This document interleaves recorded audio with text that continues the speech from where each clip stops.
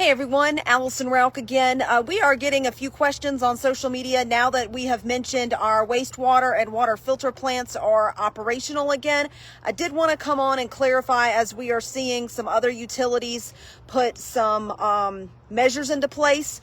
Our water is safe to drink. It's been safe to drink throughout this entire process. Need to clarify that we were on generation power, and so regular power has now been restored. We never lost pressure. We never lost power. We were just on generators. So your water is safe to drink. I just wanted to clarify that, and that is for Greer CPW customers. There's no boil water. Your water is safe to use as you normally do. All right, thank you. I just wanted to put that video out here to clarify any questions that we may be getting about that. If you're just tuning in, your water is safe to drink. Our water and wastewater filter plants, they operated on generators until we could get them back up with regular power. So water, again, is safe to drink from Greer CPW. Thank you.